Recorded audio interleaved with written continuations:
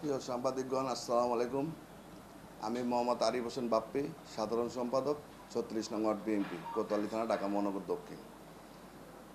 আজকে আমার সংবাদ সম্মেলন হলো আমার বিরুদ্ধে ফেসবুকে নানানভাবে অপচার চালাচ্ছে একটা সুবিধাবাদী গোষ্ঠী। আজকে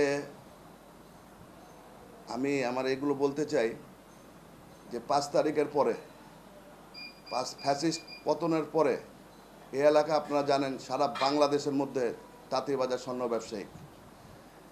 আমরা এরমভাবে আমাদের দলের বর্তমান প্রধানমন্ত্রী জনাব তারেক রহমান সাহেবের নির্দেশে আমরা প্রতিটা দোকানে, মার্কেটে এবং এলাকায় আমরা দিন রাত জেগে আমরা কিন্তু পাহারা দিয়েছি। এবং আপনারাও শুনেছেন ৫ তারিখের পরে আমাদের তাঁতীবাজার কোনো বাড়ি দখল, কোনো দোকান দখল, কোনো চাঁদাবাজি এরম ঘটনা ঘটেনি। এখন আমাদের দল ক্ষমতা আসছে, সামনে একটা জাতীয় কাউন্সিল নির্বাচন। আমিও ৩৬ নং ওয়ার্ডের থেকে কাউন্সিলর পদপ্রার্থী। এই প্রার্থী হওয়ার পরে কিছু মানুষ আছে, কিছু ফেসবুকে আপনার যেগুলো চিনি না আইডিতে, ধরেন নানাভাবে উল্টা পাল্টা গুজব, তারপর ওই কিছু যে পত্রিকা, ওই পত্রিকাগুলো আমি চিনি না।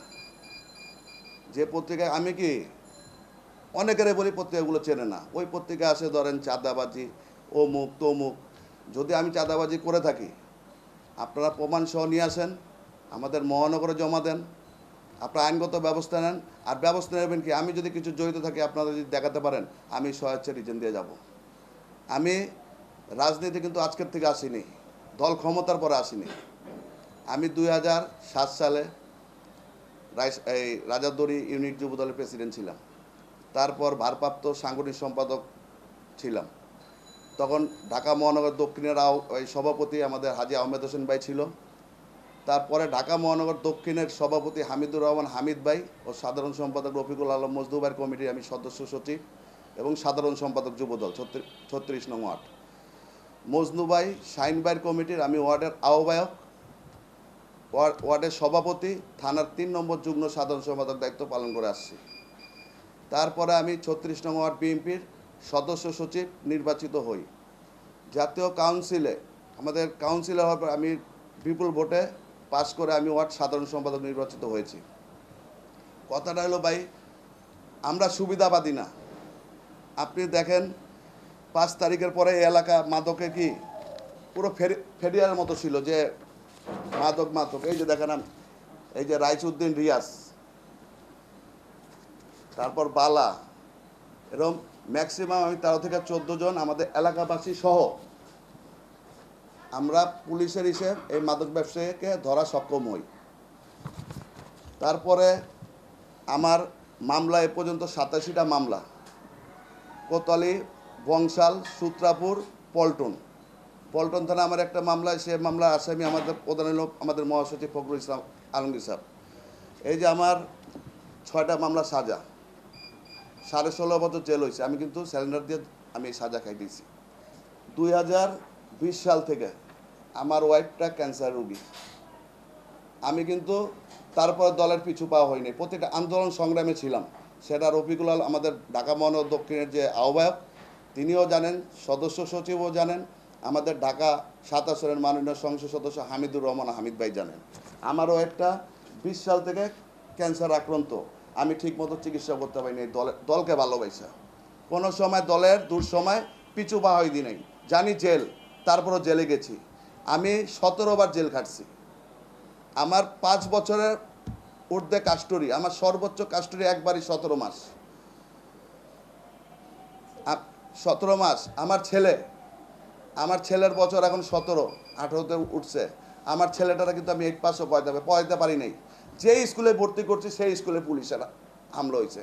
এখন এই যে আমার ছেলের 18 বছর বয়স, আমার ছেলের লেগে আমি কী করতে পারলাম? দলকে ভালোবাসা, দলের যদি সুবিধাবাদী ভোগ করতাম তাহলে আমি ওই আমলের ভালো থাকতাম, এখনও ভালো থাকতাম। আমার জীবন তো শেষ, আমার সন্তানটার জীবন শেষ। আমি আমাদের প্রধানমন্ত্রী জনাব তারেক রহমান সাহেবের দৃষ্টি আকর্ষণ করব যে আপনি আপনি সুদৃষ্টি আমাদের নজর দেখবেন, আমাদের বিষয়টা দেখবেন। এখন দলের কর্মীর অভাব নাই। কোতোয়ালি থানায় 5 জন মিছিল করতে পারতো না।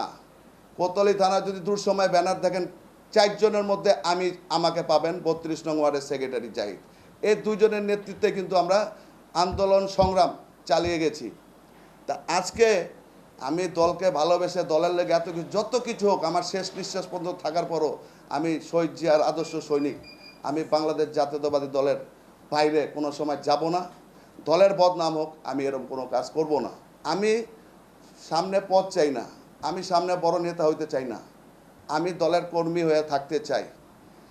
কেন এত কাজ করার পরেই দেখেন আমার কমিটি, এটা সাবেক 72 নম্বর, আমি 2012 সালে সাধারণ সম্পাদক যুবদলে নির্বাচিত হই। ম্যাডামের সাথে আমার এটা 2003-এর ছবি। আমি কিন্তু এই বয়সে রাজনীতি করি না। তা আমাদের কথা হলো, আমাদের কোনো আত্মীয় স্বজন এমপি মন্ত্রী নাই, এবং আমাদের প্রধানমন্ত্রী খালি আমি না, আমার মতো এরকম অনেক কর্মী আছে যারা কাজ করেছে। কিছু গোষ্ঠী আছে যারা 5 তারিখে সুবিধাবাদী, অমুক ভাই তমুক ভাইয়ের লোক, এখন তারা সুবিধাবাদী করতে সুবিধা জায়গায় আসছে। দল ক্ষতিগ্রস্ত হলে তাদের খুঁজে পাওয়া যাবে না, আমরাই থাকবো। কারণ দলটা আমরা ভালোবাসি। দল ক্ষতিগ্রস্ত হলে আমরা ক্ষতিগ্রস্ত হব। আমি বিশেষভাবে এই যে ফেসবুক, তারপর ওই যে আমি সাংবাদিক ভাইদেরও বলবো, আপনারা রিপোর্ট করবেন, পক্ষে করবেন, অপক্ষে না, সঠিক প্রমাণ সহ আপনারা করবেন। আমি এই যে দলের লেগে আমার কি ওয়াইফটা ধরে নেওয়া অবস্থা, এখনও চিকিৎসা কি আমি ঠিকমতো করতে পারি না। আপনারা আমার এটাও আপনারা দেখবেন যে একটা সাধারণ সম্পাদকের অবস্থা কি, আমার ব্যাংক অ্যাকাউন্টও আপনারা দেখবেন, আমার ওয়াইফের অ্যাকাউন্ট আপনারা দেখবেন। এই যে যেরমভাবে ফেসবুক যেরমভাবে লেখা হয়, ভাই আমারও তো সম্মান হয়। আমি কি কাউন্সিলর চাওয়াতে কি আমার কি অপরাধ? আমি তো চাইতে পারি ভাই, আমি তো বলি নেই। আমাদের প্রধানমন্ত্রী জনাব তারেক রহমান সাহেব যেই নির্দেশ দেবে, যাকে দেবে, আমি দলের হয়ে তার সাথে কাজ করব। আমি বলবো না আমাকে দিতে, আমি তো চাইতে পারি। কেন দূর সময় তো কেউ ছিল না, দূর সময় আমার আগে কেউ ছিল না কোতোয়ালি থানা বিএনপিতে। এবং আপনারা জানেন এটা কিন্তু আওয়ামী লীগের ওয়ার্ড। স্বাধীনের পরে এখানে কোনো সময় আমরা বিএনপি পাস করি নাই। কিন্তু এবার আপনি দেখেন ঢাকা 7 আসনের নির্বাচনে 5টা থানার মধ্যে সর্বোচ্চ ভোট আমার ওয়ার্ডে আমি উপহার দিয়েছি আমাদের এমপি সাহেবকে। যদি আমি এইসব কাজ করতাম তাহলে এত ভোট পাইতাম না। 3900 প্লাস ভোট কি আমাদের এই 36 নং ওয়ার্ড থেকে ঢাকা 7 পেয়েছে হামিদুর রহমান হামিদ ভাই। তা আমার কথা হলো, আমাদের প্রধানমন্ত্রী, আমাদের সকলের অভিভাবক, তিনি যদি আমাদের দিকে দৃষ্টি না রাখে আমরা হারিয়ে যাব। আমাদের যাওয়ার কুল কিনারা কোনো জায়গা নাই, সব শেষ। আজকে এই যে রাইচুদ্দিন রিয়াজ, সে ধরেন আওয়ামী লীগের সময় ভালো ছিল, এখনও থাকতেছে, এখনও ধরেন এলাকার বিচার যা সব করতেছে। আমরা কিন্তু বিচারও যাই না, আমাদের দলের প্রধানের নিষেধ, এমপি সাহেবের নিষেধ, মহানগরের নিষেধ, আমরা কোনো বিচারও যাই না। তা এই যে আমি যখন মাদক ধরতে যাই, আমি তো ধরি না, সাথে এলাকাবাসী থাকে, প্রশাসন থাকে, ঠিক আছে। এটার বিরুদ্ধে যদি উল্টাপাল্টা করতে থাকেন, এটার মধ্যে আমি বসবো না। আমি মাদকে জিরো টলার, আমার ওয়ার্ডে মাদক চলবে না। এবার যে যার ভাই হন আর যে যত উল্টাপাল্টা আমার নামে এই করেন, কোনো কাজ হবে না, আমি আপোষ হব না। আমি তো 17 বছর আগে তো আমি তো গুমের আসামি ছিলাম। আমার তো আপনার এই 28 অক্টোবরে যে আন্দোলনের পরে পেলে আমি মনে আর বাসে আসতাম না। আল্লাহ তাআলা আমার এটা আবার নতুন করে জীবন দিছে। তা আমি তো আগেই তো মারা গেছি, আমি মরার ভয় করি না। প্রায় বছরখানিক হয়ে গেছে, কেউ তো এইসব কিছু বলেনি।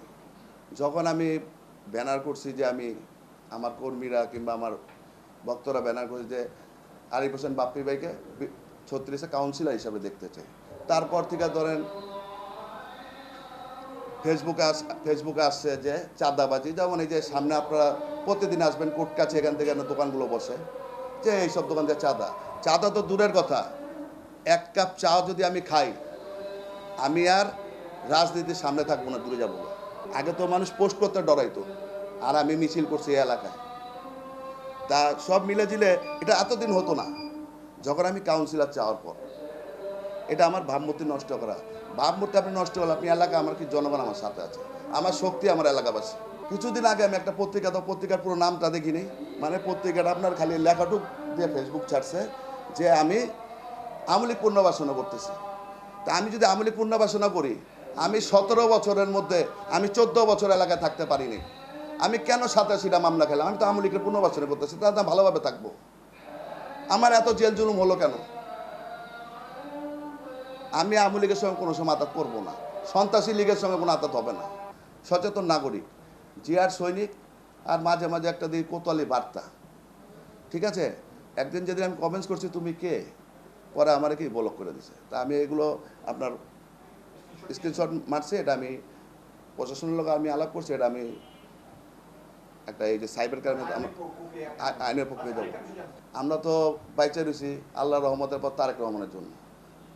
আমাদের প্রধানমন্ত্রী এই প্রতি খালি আমার ওয়ার্ড না ভাই, আমাদের মতো অনেক কর্মীরা আমি আমাদের প্রধানমন্ত্রীর দৃষ্টি আকর্ষণ করছে যে তিনি আমার যেটা সঠিক, আমি তো আপনার বললাম, আমি আবার বললাম, আমার ওয়াইফটা অসুস্থ, আমার বাচ্চারই শেষ, আমার কিন্তু পিছিয়ে যাওয়ার আর কোনো রাস্তা নাই।